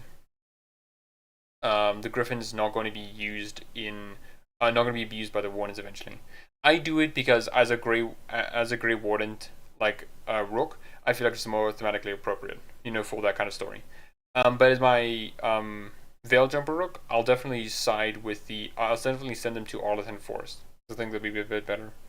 It makes sense. I don't know. I would describe the level design of Veilguard as satisfying, even if it's a bit unrealistic. But yeah, but that's the thing. The level design is very satisfying, but it is like not really that immersive, which is different from like the prior games. You know, walking around Minrathos is cool and whatnot, but it doesn't feel like these are spaces people would traverse. You know, they're good spaces to explore in gameplay sense and mechanical sense, but not really in any other way. Training for this sort of thing. Let's see if Hassan was paying attention. Like something like this, right? Like obviously, while it's not like bad, you know, it does make the level design feel a bit more gamey. I don't mind the level design. It is meant to be just more convenient, like Dragon Age 2. Yeah, but even in Dragon Age 2, it felt like a lot more realistic, you know. Even though the spaces weren't like the size that it should have been. Like, I don't think Dogtown is that small, right? But it still felt real. Have they ever been in the series, though? I mean, they've been more real than they were in Veilguard, at least. And is this me saying it's bad? No. It's just, I do have a preference for it being a bit more immersive, you know? The immersion breaking thing is Rook not climbing stuff. I could easily climb it. I mean, yeah, that is true. Like, if I were there, I could climb that, yeah. Like, especially with the hole that they have here. Like, I'm sorry, you can climb this. I'm sorry, you don't need a song to help you here. You can just, like, scale this thing and then go from there. Which is a problem with, like, any game with, like, climbing, you know? It's like, why can't I just climb this, you know? That's impressive. You teach him that? No, Lancet and Remy did. They're the Griffin Whisperers. So you're the bodyguard? Griffins are the... I'm not saying it's bad either, I'm just curious for the perspective because I never thought about it, lol. Oh yeah, okay. Then that's fair, yeah. That's fair. I just think, like, one of the things that I do have a bit of an issue with Veilguard is it does feel a bit, like, unrealistic in some ways. Like the treasure like in small ways, not in, like, very big ways. It's the treasure chests that are just, like, strewn about and the gear you get from them and the way that, like, traversal takes place. You know, like, that kind of stuff does make me feel a bit weird because I'm like, how do people access these spaces? If they have to, like, go on an obstacle course just to get somewhere, I feel like that's weird, and you probably shouldn't do that, you know, if you want to make it immersive. But if you want to make it satisfying, well then, Veilguard has already done that. Veilguard is amazing in how satisfying it is to explore it. Like, to the point where I often forget on how unimmersive it is, you know, because I'm so engaged. I'm not saying exactly, especially when you are a crow. Yeah, right. I think some of the stuff that you are like impeded by, you know, by climbing and stuff is like weird. Because I'm like, I'm sorry, man. I could climb that. We could all climb that. Maybe Inquisition's levels are in fact realistic, too much so at all. Yeah, I agree with you on that. Crows do go through obstacle courses. They do. But I think that's I think that's fine because Treviso is literally a crow, like, for crows and stuff, and so them having like obstacle courses just is part of the course, you know. I don't know if making a game is more realistic, then it would be less fun to me. No, that's fair. You know, I'm not saying it's bad if you don't want a more realistic game because you find it more boring. It's completely fine. You know, it's just one aspect I agree with the video that I thought, like, put in terms what I was thinking about. Because I was, like, in my script writing like video gamey, and I'm like, it's not wrong, but I don't feel like it describes it exactly what I want. Because in my head, I'm like, Treviso, that's a city in Antiva, and yeah, and the crows rule Antiva, and Treviso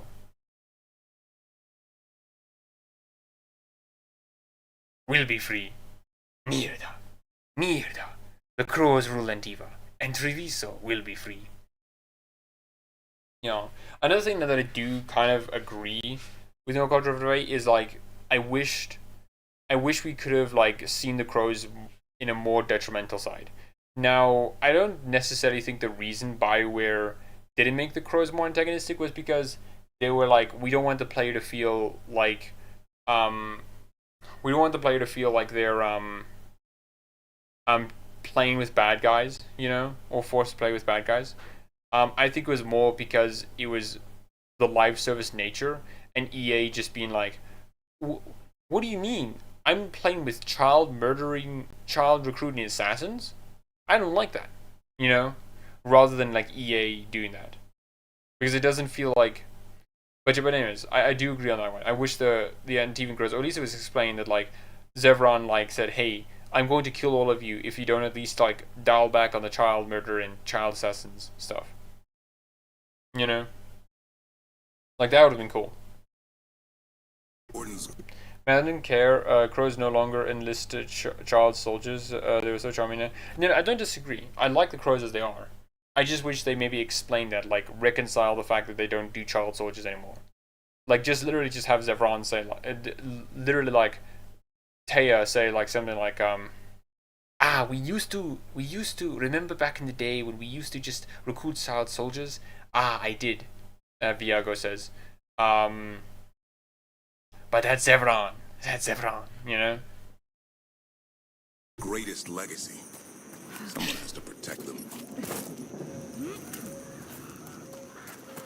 Also, I love how amazing, like, Davrin is as a Grey Warden, you know?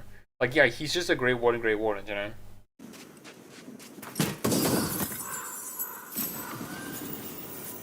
Ephemeral's Ash.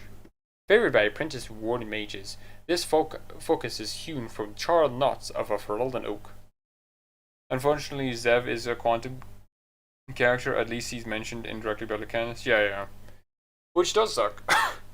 Because I think that's the biggest issue with so much of Veilguard and like BioWare's style of RPGs in general is like the quantum nature of characters and places will mean that they just are too hard to do, you know. Eventually, again, these places will just be about paying off choices and not really being about a story. The 6 separate eight talents or whatever. Separate 8, yeah.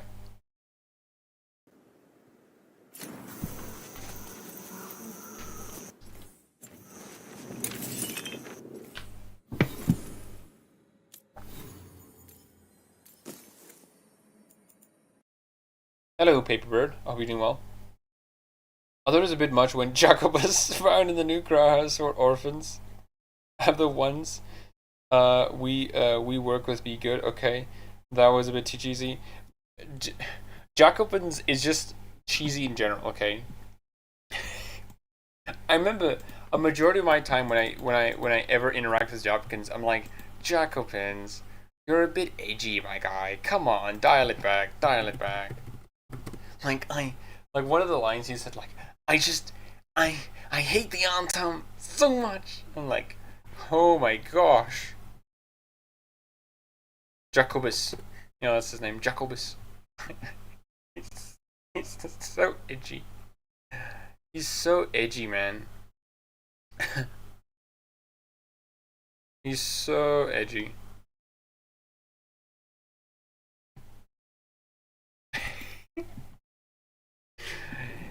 Why do you keep coming back? Why do you keep coming back? Jacob, you're so edgy, my boy. Like, listen to some of these lines. If we're not getting the Dragon Age game, I hope I will make a new anthology series instead. Then they don't have to worry about party choices. I mean, yeah, right. I do hope they do something like that, you know. I mean, the Crows are filled with orphans, nonetheless. In retrospect, I mean, yeah. Like Taya and Viago are old enough to have been, you know, orphan slaves. So like they're most likely that, you know. I hate the anthem so much. Turns crawling in my skin. These wounds they will not heal. Anthem. But yeah, that's a video I do want to make though. Like the video will be titled like, imagine like X amount of Dragon Age games, because I think it would be cool to see like the like a Dragon Age game that's like about Meredith and the Red Templars, right? Because they're not dead. Like Dragon Age Absolution, Meredith. Like Meredith is alive, right? It's literally like at the end. Meredith is alive. Like, she is fully alive. You know, so I think it'd be really cool, unless, like, Meredith was the statue that Solis used, and so she no longer lives. But I think it'd be really cool to have, like, the Red Templar plotline end by, like, you playing as a character who interacts with these kind of guys. And you could play as a Red Templar yourself. I think that'd be cool. You know? I feel like it works for Jack to be edgy. She has a last name. Meredith? Apparently. Let me check the Meredith Stannard. No wonder she's so mad, okay? With a surname like that, you know. Now the series is probably gone, I should watch all the weird supplementary media. I mean, yeah, right. No time like better, okay? And I look forward to seeing your thoughts on it, okay? Because there's a lot of weird supplementary material. I still have to make a video on the Felicia Day Dragon Age stuff, because that was weird. Why do you keep coming back here? Why do you keep coming? I want to help. Help. How How can you you make up for the dragon? The blight? Stop the auto. Took down their comic maker. He did your job for you. Thanks, Jacobs. At least you gave me credit. He's so edgy, man. I love him. I love him so much.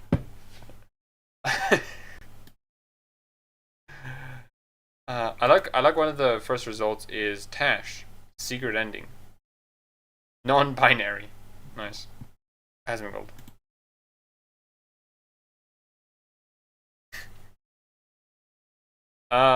Jacobs. I love him. I love him so much. He's so funny, man.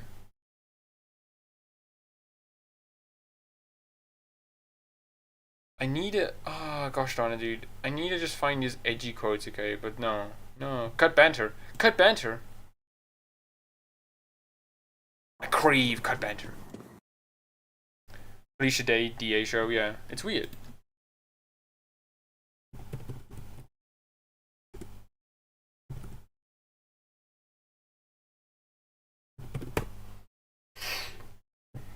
Yeah, redemption. It's... I Felicia Day. I Felicia Day. I Felicia Day. Like, I don't think Felicia Day is that bad. But I don't know. It's interesting. It's weird. Okay, where... Okay, it's just called redemption, okay. Redemption. Is it just this? Okay. Episode 2, baby. Let's go. Hi, Miss Cinema. In association with Bioware? Really? I remember that studio. In the world of Dragon Age, elves are considered lesser. They are forced by humans to abandon their gods and live in isolated slums of the fringes of society. In some realms, they are even sold as slaves. Blood, blood. Then there are elves who attempted to evade the fates, walk their own path. Oh man, you can tell this is a web show, man. Oh, you can tell this is a web show. Elf! Elf. Huh? Oh gosh. YouTube Shorts is cooked. It truly is. Yeah, I know, yeah. People search for Asmongold. We're living in the dog timeline. We've been living in it for a while, man. Non-binary people, Twitter fucking dies. Yeah. I wish Twitter fucking dies, man.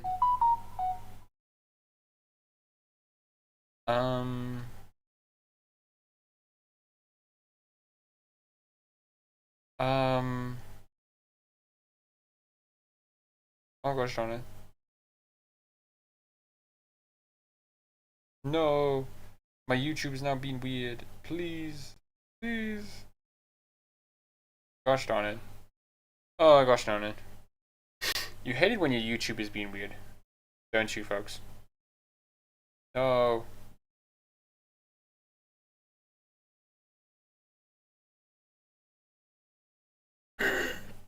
Oh my gosh, dude. I just want to go back to the live stream. Okay, finally I'm back. Okay. I thought Absolution would be more involved in the logo. I think at some point, because when did Absolution release? Yeah, 2022. So like the game has been in development for like how long? 1, 2, 3 years at that point. And so I imagine if they released it, it would have been more involved. But since, you know, they rebooted in reset it in 2023, it changed obviously. You know?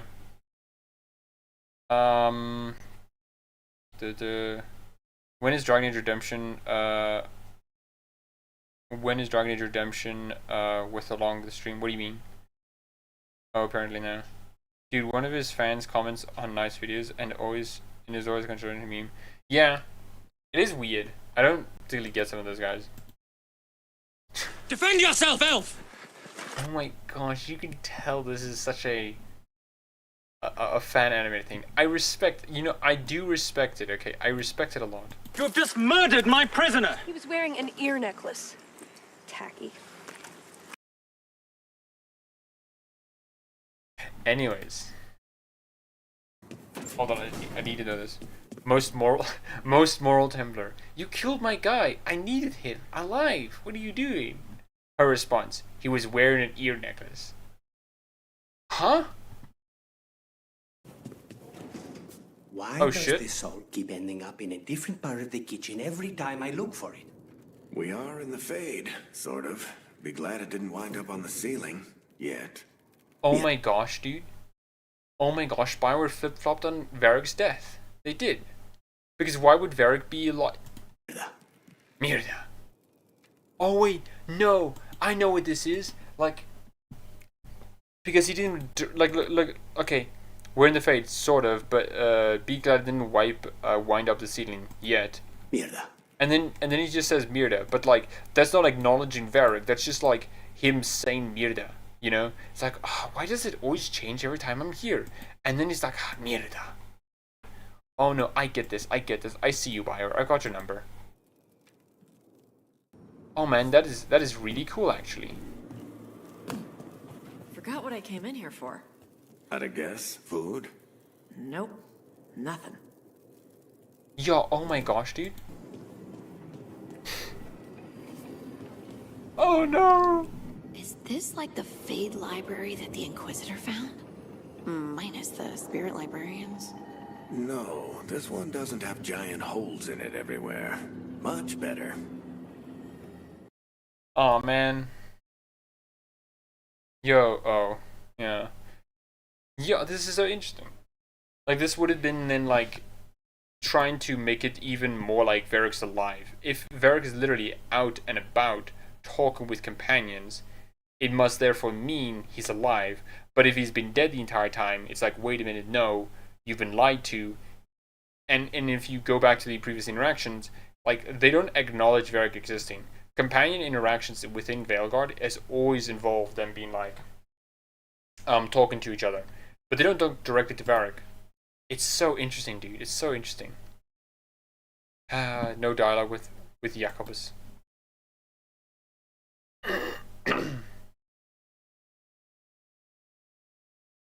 Mierda.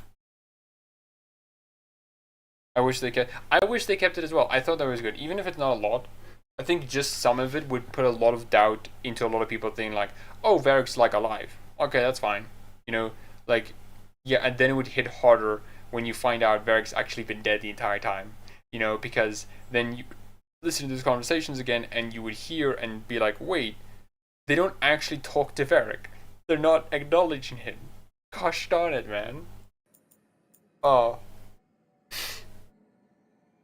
And this is where I think I finally discovered, no, a bit before, that depending on the weapon you equip, it'll give you different stats. You know, so like,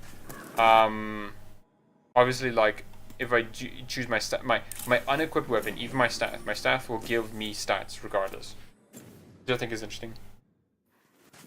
Yeah, it is very cool as a concept to close that channel.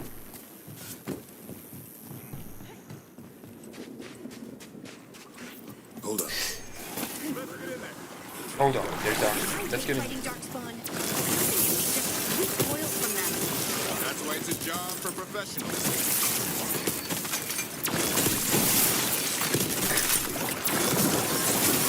Man. I love being a mage, okay? You don't have to put that much effort in.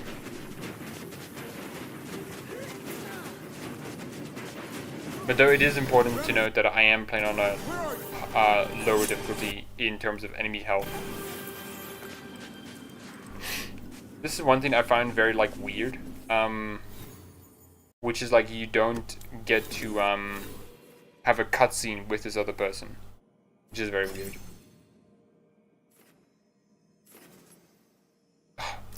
Max 50 mana.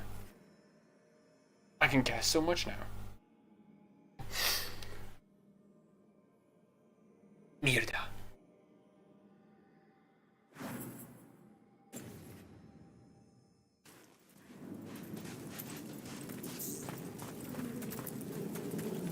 Remy, where are you hurt?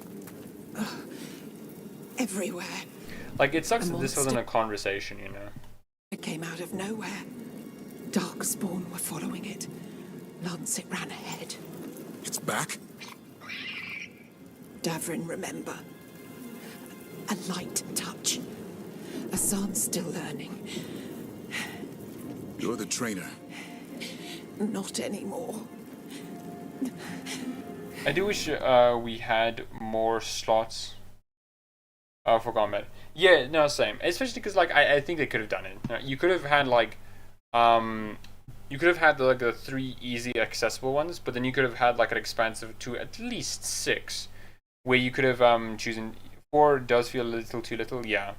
Where you could have had like 3 like main ability slots, then the ruin, and then you could have expanded to like 6 abilities where you could have used. I think that would have been good, because as a mage, when I have so much mana, I'm like going around with so much mana, and I'm like, okay, I don't know what to do with it, because like I already use all my abilities, and especially now that I'm a frost mages basically don't use mana at all,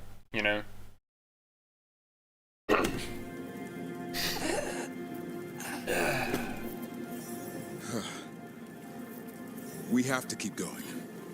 Let's get. But one thing I know it's not gonna happen. I haven't looked it up. I just know it's gonna happen.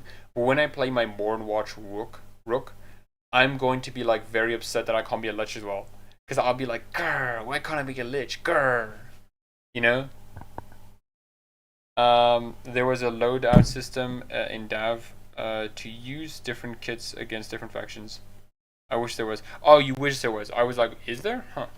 No, I think that would have been cool as well, because then you could have swapped like to the Darkspawn kit, then to the Undead kit and stuff like that. That would have been cool. Through here. Those 2 statues are the spare key. Line up. Oh, and something like this, like, is what I mean by like some level design being a bit unimmersive. I'm like, okay, how does this work exactly? Like, why would the Grey Wardens do this then? It seems like very unnecessary to do. What did you mean by it's back? Something's stalking Grey Wardens. We call it the Gloom Howler. The Gloom. I'm hunting it. Oh, Gloom Howler. Started happening 7, 8 months ago. Darkspawn obey it. There's some kind of hold over them.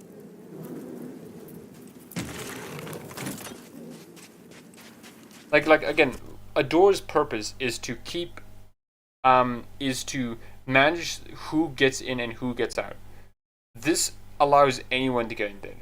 It's yeah, this is very gamey. Yeah. Because like in Origins 2 and Inquisition, it would have been just a door.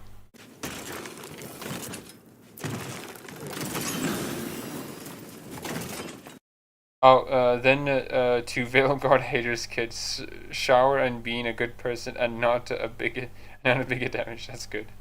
That's good. Oh. Hassan, on me. And you can tell as the mission progresses, it gets like, look, it's raining now, and it's getting darker and darker. No time it's so good. Hassan. This is real. Hassan. That's Elven for arrow. Elby grows into it. Oh, and that's one thing I love so much.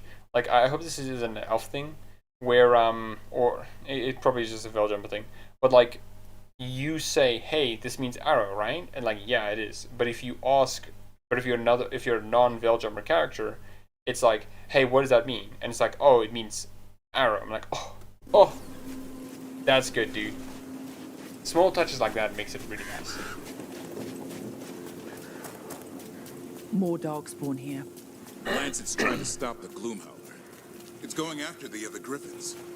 There are other Griffins? Whole family. Hassan's brothers and sisters. Now, I made a mistake in my first playthrough, where behind... I hope I get to it. The bridge is out. I forgot that there was a ladder here, and I didn't get up to this section and get the chests. There's a ladder up there. That's our way through this. Yeah, rooks feel so real. Yeah, and that's something I love so much about it. And I can't wait to play as a Watcher Rook, because I'm just gonna be so... I hope there's a lot of dialogue for a Mornwatch Rook, especially for stuff like Emmerich becoming a lich.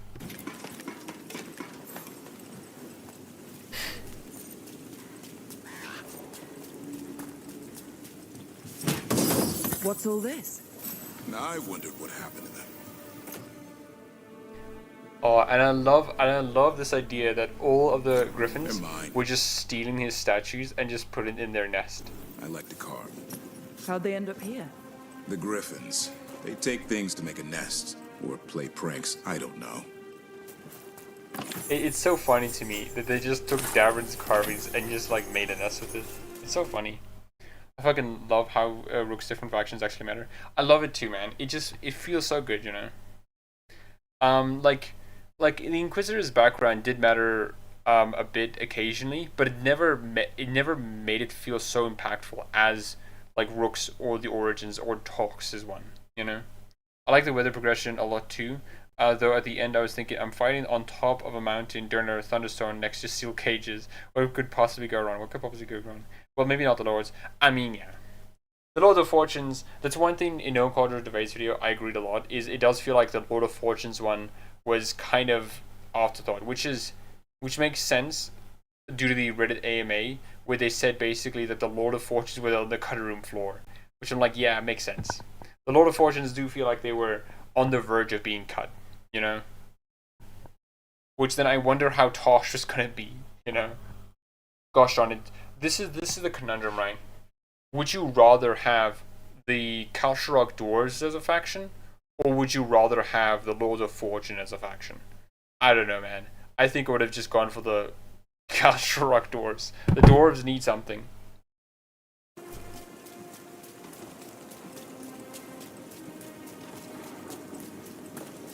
Oh man, and I love this section as well because there's so many little references to the books.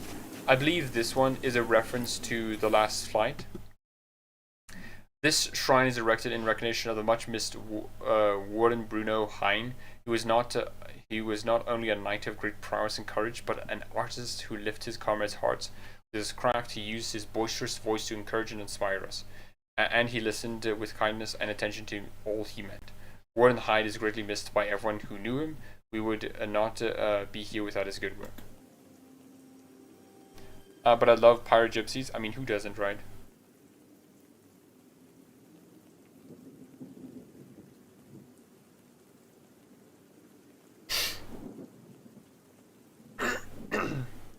But I guess it's given in this binary Kalsharok Dwarves. It would have probably given as much attention as Lords. Yeah. Yeah, it would have literally been like same amount of attention, but would you rather have the Lords or the Kalsharok Dwarves? And even if that is the case, I still would have wanted the Kalsharok Dwarves. At least we would have gotten something. If I remember correctly, this guy is the one who died during production. Oh, is he? Oh, that sucks then. Oh man. Never mind then. It's still cool that they gave him this like kind of eulogy. Or maybe like some other faction would have shrunk. Yeah, but like here's the thing: there's only so much shrinking you can do before it becomes like bad, right? You can't really shrink Menrathos, Shadow Dragons, because they're part of the main plot. You can't really shrink. I guess you can do Arlathan, like the Veil Jumpers. I don't know, maybe. The Veil Jumpers are also kind of weak, though, as a faction. Yeah, Treviso, you can do, I guess. The Grey Wardens you can't do. You cannot do the Grey Wardens. The Grey Wardens are, like, much more needed. Yeah.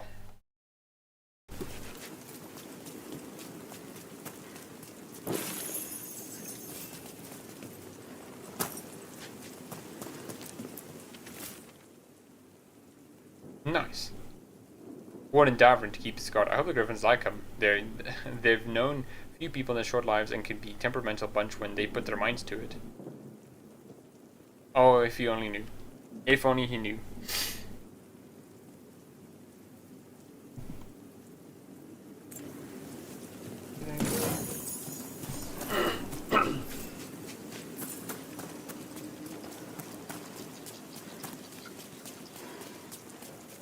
Oh, but yeah, I think that's done for now. We've been streaming for quite a bit. And it's time for me to head off. I need something called sleeping. That's actually something very necessary for me. Sleeping. So yeah, no, yeah.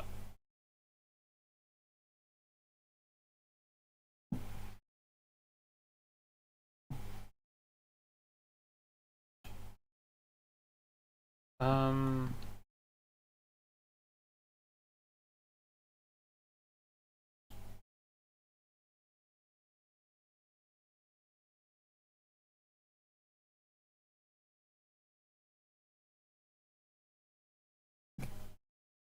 Gosh darn it, that's a lot of white light.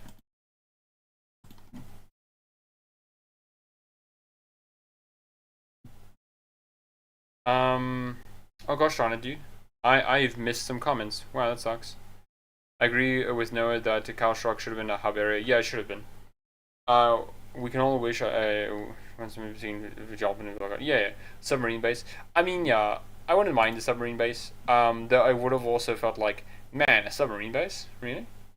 If you cut veil jumpers, the elf peers will be angry. I mean, it's understandable. It's literally a game about Solace, an elf. You know, sleeping is badass. Honestly, yeah. Having a good posture, that's badass. Thanks for another lovely stream. Oh, thank you, Zilton. Thanks for coming by then. I always enjoy these streams with you guys. It was a lot of fun. But right now it's time to go. You know, in spite of like everything that's happened with BioWare, you know, like I can't remember her name specifically. I think it's Cheryl. Her words that like, you know, Dragon Age is ours now is very powerful, you know. We're going to make Dragon Age like, you know, it's ours. Dragon Age isn't dead because it's yours. I mean, yeah. Like, that is true, you know. We may not be able to, like, have any more Dragon Age games, but we still have, you know, the ideas and like, fan art and all that kind of stuff to keep us by. But yeah. Thank you, everyone. I hope you have a wonderful, wonderful day. Well, here's hoping all buyer people find a good place. No, here's hoping, you know. Fuck EA, you got fuck EA, man. My word. Screw them. Dev was a good way to go. Yeah, even though it could have been more, could have been better, it was still a good way to go. You know, there are so many great parts about Dragon Age Vanguard. But yeah, I hope everyone has a nice day. And if you're watching from the VOD, perhaps consider liking, maybe subscribing. Comment down below. What do you think of the stuff we covered? Enjoy.